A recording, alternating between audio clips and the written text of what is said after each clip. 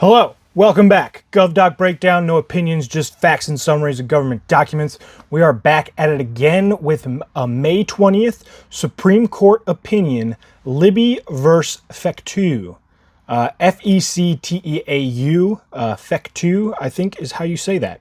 All right, an interesting one here, and here apparently is Maine. So today we are focusing in on a member of the Maine House of Representatives, Laurel Libby, who was sanctioned by her legislative body, the Maine House, after being found to have violated its ethic rules.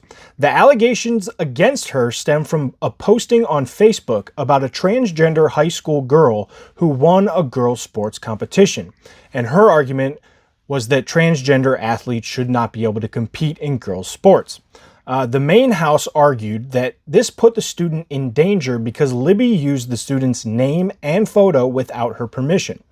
The post went viral and led to concerns that the student was being targeted with harassment or generally in danger of being harmed.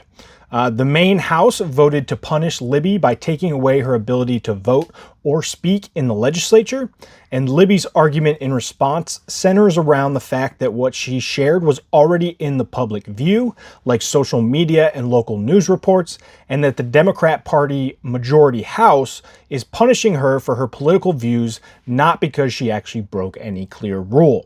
So Libby appealed, claiming the decision violated her constitutional rights.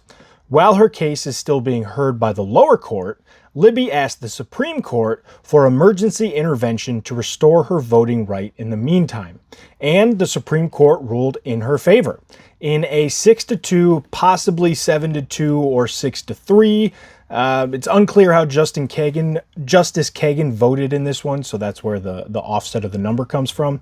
But they voted to grant Libby's request for an injunction or legal order that temporarily stops the enforcement of the punishment.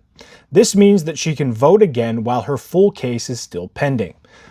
Justice Jackson wrote a detailed dissent centering around the idea that the Supreme Court is basically setting a bad precedent by getting involved too early and too easily in ongoing legal disputes.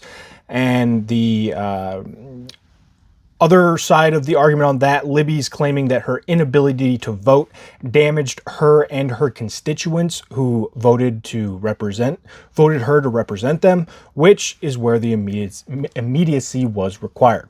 So that's it for this one. Kaimo, keep your mind open, do your own research, form your own opinion. Bye-bye.